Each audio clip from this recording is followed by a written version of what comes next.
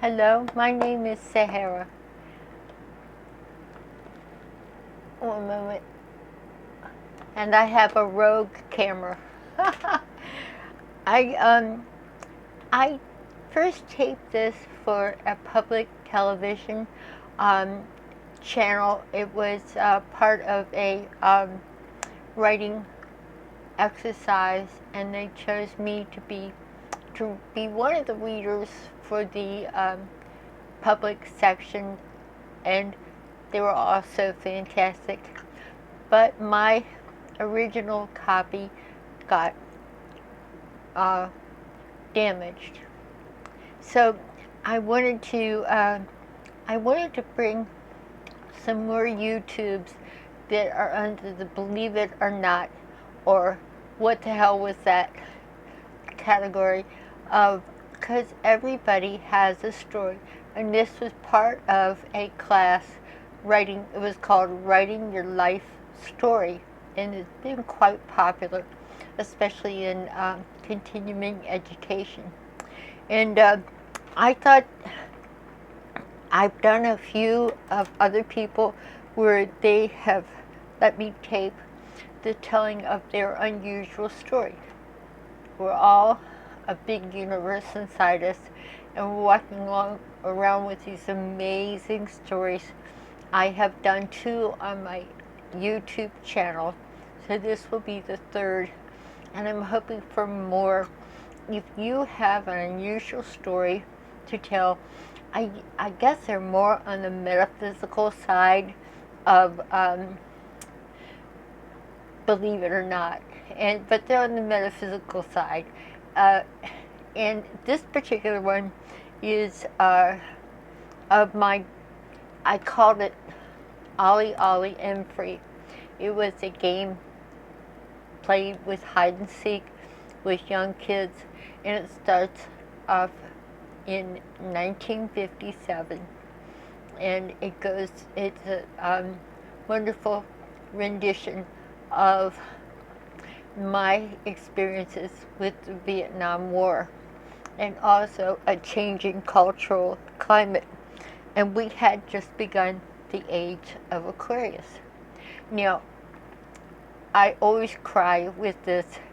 I even got instructions on how to read it without crying. You're supposed to look up and to your left. If you're ever in a situation where you have to hide that, let's see, left. I'll try. If you see me doing that, I'm wanting to cry. But I am wanting to encourage you, if you have an unusual story, more on the metaphysical side. It's a near-death experience, angelic encounters. My friend Michelle shared her story with an angel, an angel. So it's quite moving. And these are things that they're so precious, and they're reassuring. I think we all need that. Ollie, Ollie, and free. Out of breath, I scamper home to home base where I am home free. Total freedom can be that simple when you are 10. The scruffy little ragtag, little rascals gang ran and hide as the it kid counts to 20, eyes closed against the eternal grandfather tree. Hiding, giggling amidst from under cobweb porches and wood piles as a seeker it kid roots out one hider to tag as the new it. The neighborhood bully,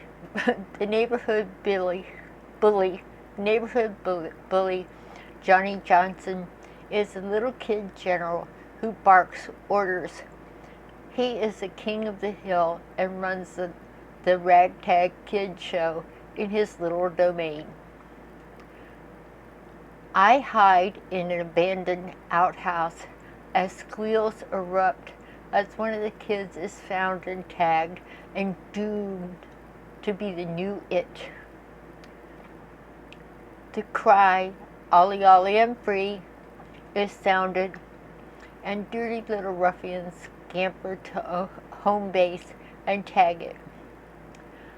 I run, arms outstretched towards freedom and its safety.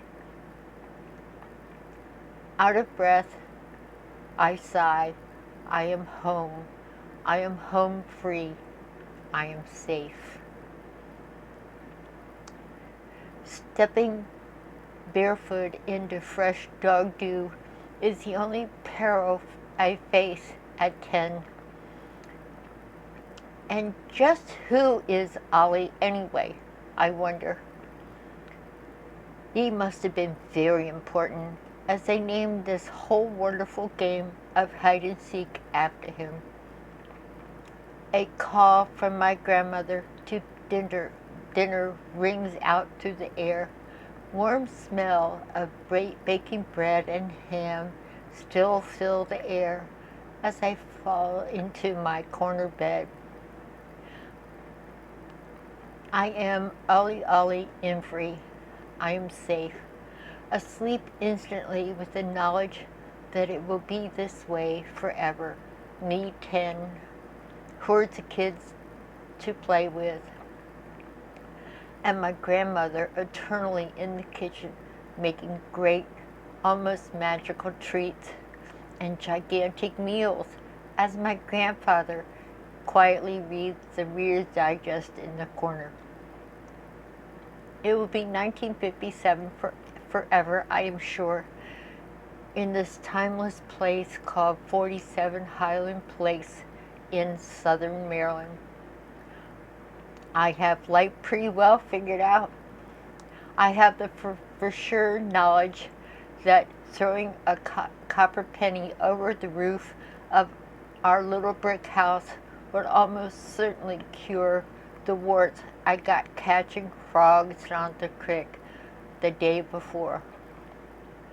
Tadpoles could be caught and put in a tub in the backyard, and they would magically turn into frogs.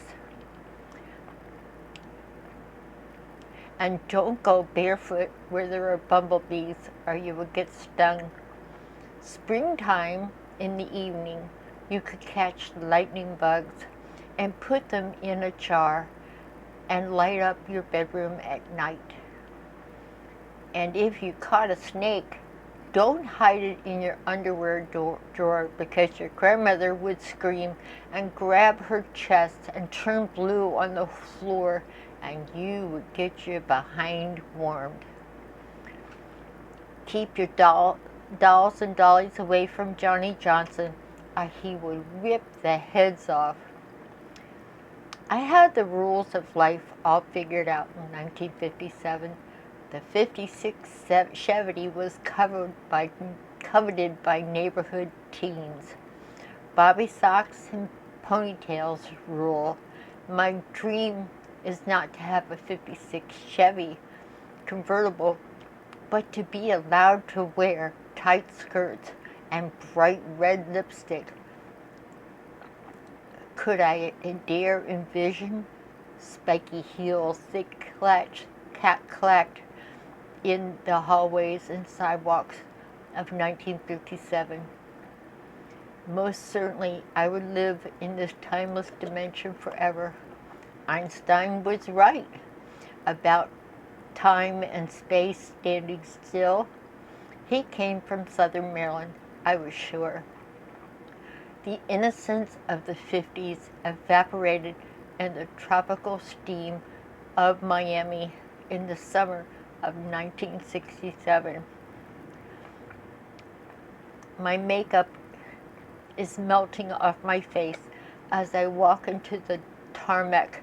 Jet engines spew out toxic fumes, mirroring a sickening awakening that the societal changes that assault me are indeed even more toxic.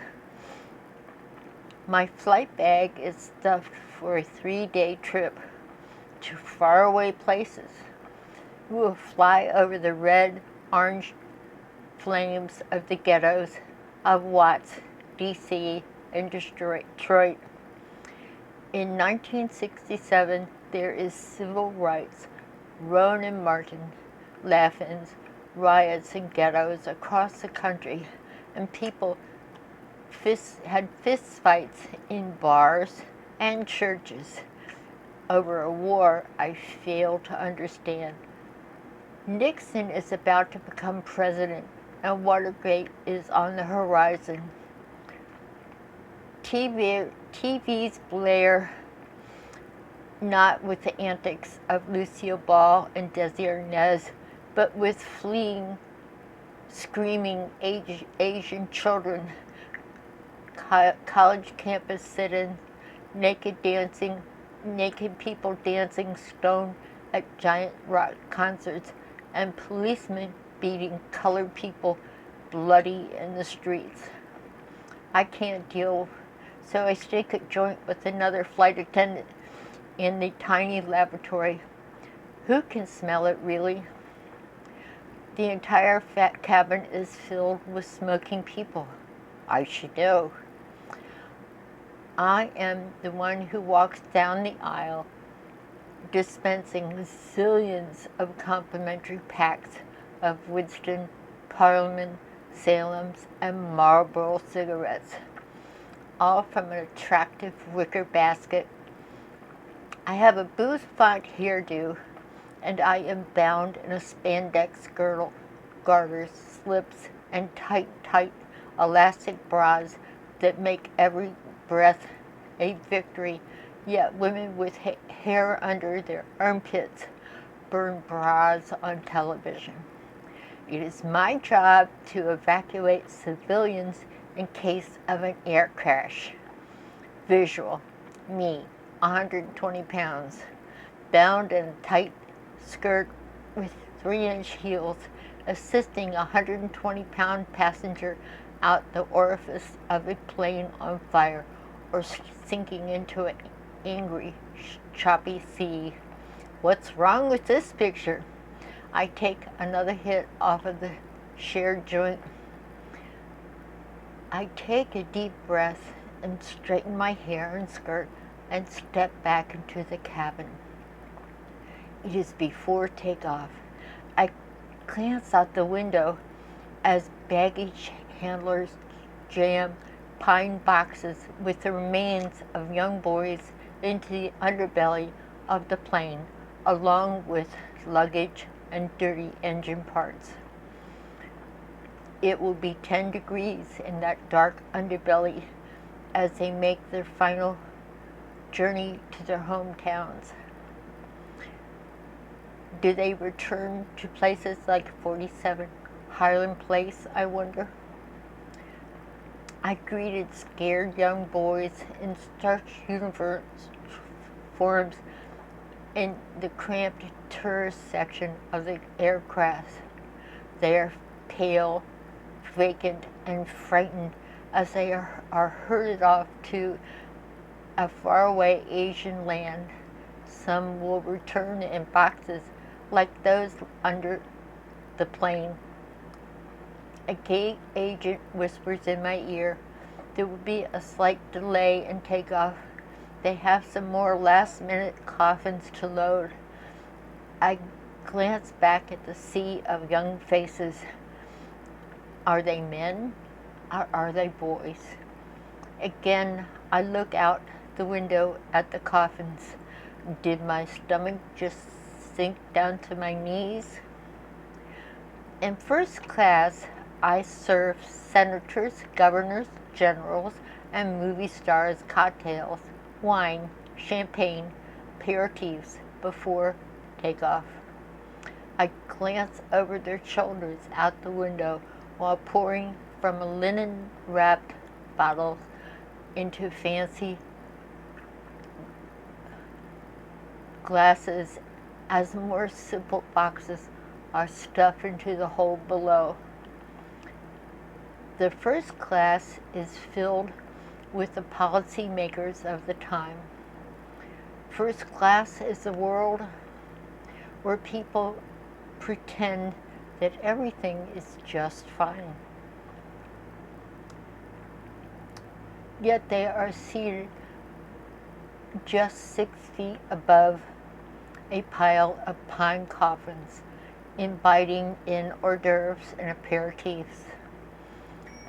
An airborne picnic above a flying graveyard. In flight, the captain comes on the loudspeaker.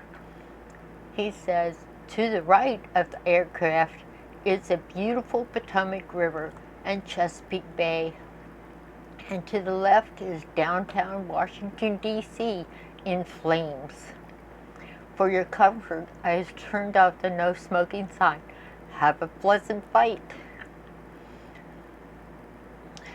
I step through the thin wisp of a curtain that separates the night and day worlds of first class and tourists. In the back, I recognize a frightened boy with pimples cramped next to the chemical toilet that insidiously insults my nostrils, making me ill. He is no longer the larger-than-life kid general. He doesn't know about the pine boxes in the belly of the plane. That is a dirty little secret kept from public view.